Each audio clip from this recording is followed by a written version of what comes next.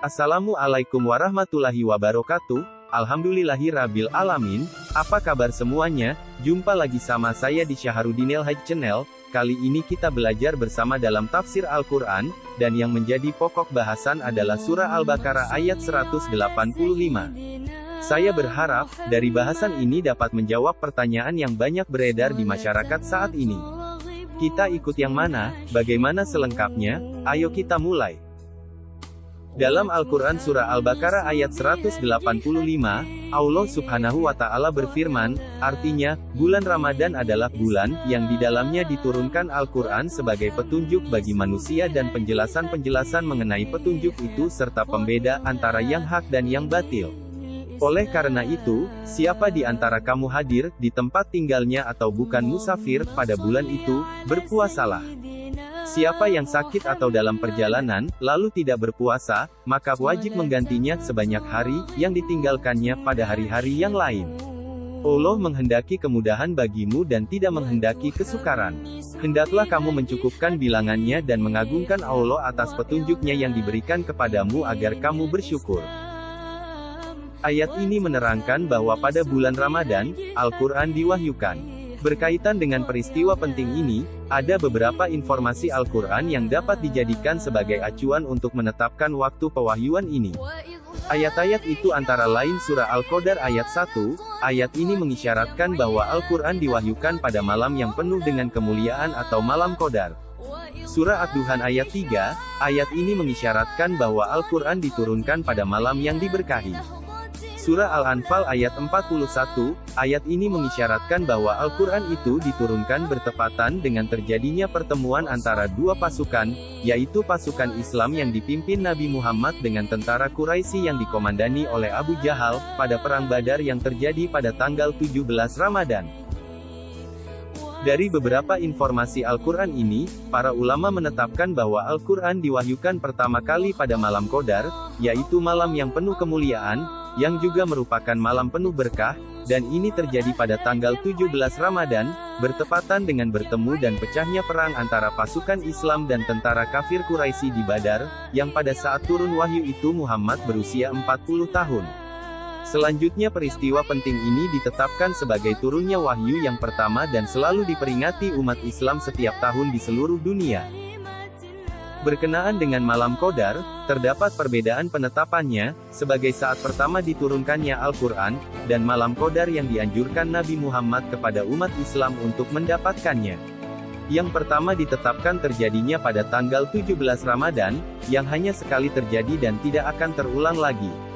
Sedangkan yang kedua, sesuai dengan hadis Nabi, terjadi pada 10 hari terakhir Ramadan, bahkan lebih ditegaskan pada malam yang ganjil.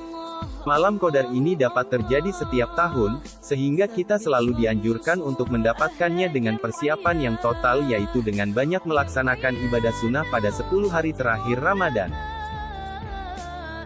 Ayat ini juga menjelaskan puasa yang diwajibkan ialah pada bulan Ramadan. Untuk mengetahui awal dan akhir bulan Ramadan, Rasulullah Shallallahu Alaihi Wasallam telah bersabda yang artinya berpuasalah kamu karena melihat bulan Ramadan, dan berbukalah kamu karena melihat bulan Syawal. Dalam satu riwayat mengatakan apabila tertutup bagi kamu disebabkan cuaca yang berawan, maka sempurnakanlah bulan Syaban 30 hari. Dalam satu riwayat Muslim, tertibkanlah atau hitunglah bulan Syaban 30 hari. Riwayat Al-Bukhari dan Muslim.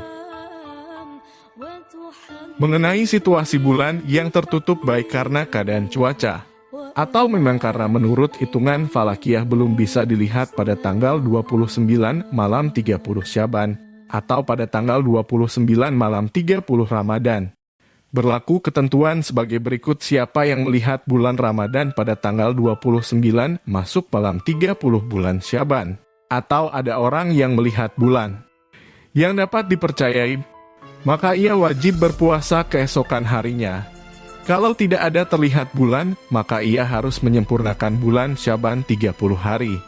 Begitu juga siapa yang melihat bulan Syawal pada tanggal 29 malam 30 Ramadan, atau ada yang melihat yang dapat dipercayainya, maka ia wajib berbuka besok harinya.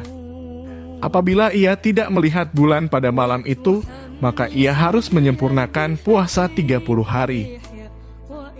Dalam hal penetapan permulaan hari puasa Ramadan dan hari raya Syawal agar dipercayakan kepada pemerintah. Sehingga kalau ada perbedaan pendapat bisa dihilangkan dengan satu keputusan pemerintah, sesuai dengan kaidah yang berlaku. Putusan pemerintah itu menghilangkan perbedaan pendapat orang yang tidak dapat melihat bulan pada bulan Ramadan seperti penduduk yang berada di daerah kutub utara atau selatan di mana terdapat 6 bulan malam di kutub utara dan 6 bulan siang di kutub selatan, maka hukumnya disesuaikan dengan daerah tempat turunnya wahyu, yaitu Mekah, di mana daerah tersebut dianggap daerah mutadilah atau daerah sedang atau pertengahan, atau diperhitungkan kepada tempat yang terdekat dengan daerah kutub utara dan kutub selatan. Inilah yang menjadi dasar utama dalam menentukan awal bulan Hijriyah. Dan ini berlaku secara umum untuk seluruh umat Islam dimanapun dia berada. Dengan demikian sangat memungkinkan terjadinya perbedaan dengan adanya perbedaan letak wilayah masing-masing. Termasuk kita di Indonesia dengan Arab Saudi misalnya.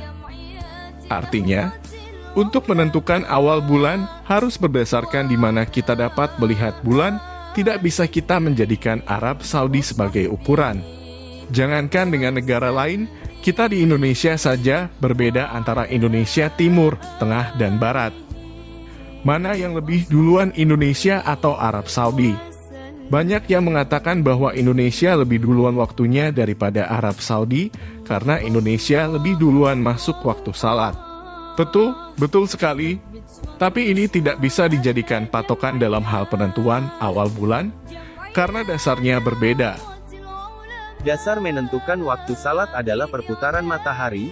Matahari berputar dari arah timur, maka Indonesia lebih duluan waktunya daripada Arab Saudi. Berbeda dalam hal menentukan awal bulan, yang dijadikan dasar adalah perputaran hilal bulan. Bulan berputar dari arah barat, maka Arab Saudi lebih duluan waktunya daripada Indonesia. Artinya, objek yang dijadikan basis sudah beda, satunya gerak matahari, satunya adalah gerak hilal bulan. Sebagai contoh, saat matahari terbenam di Gorontalo pada tanggal 29 Juni tinggi hilal hanya sekitar 1,5 derajat. Sementara saat matahari terbenam di timur Arab Saudi, tinggi hilal sudah 5,5 derajat. Dari sini saja, sudah nampak tinggi hilalnya beda, maka tentu peluang ketampakannya juga jadi beda. Pada ayat 185 ini, Allah memperkuat ayat 184, bahwa walaupun berpuasa diwajibkan, tetapi diberi kelonggaran bagi orang-orang yang sakit dan musafir untuk tidak berpuasa pada bulan Ramadan dan menggantikannya pada hari-hari lain. Pada penutup ayat ini Allah menekankan agar disempurnakan bilangan puasa dan menyuruh bertakbir serta bersyukur kepada Allah atas segala petunjuk yang diberikan. Ikut yang mana? Kita harus tetap berpegang kepada perbedaan pendapat di antara umatku adalah rahmat. Jangan jadikan setiap perbedaan sebagai perpecahan, tapi jadikan sebagai sarana untuk lebih memperkokoh persatuan dan kesatuan. Dalam Al-Quran, Allah Subhanahu wa Ta'ala memerintahkan untuk mentaati pemimpin atau pemerintah, artinya mentaati pemerintah adalah kewajiban bagi rakyat. Di samping itu, kita juga tetap berharap akan kebenaran kaidah yang mengatakan ketentuan hukum pemerintah dapat menghilangkan perbedaan pendapat. Wallahu alam. Demikianlah video ini, terima kasih sudah menonton dan semoga bermanfaat. Sampai bertemu kembali pada video berikutnya. Wassalamualaikum warahmatullahi wabarakatuh.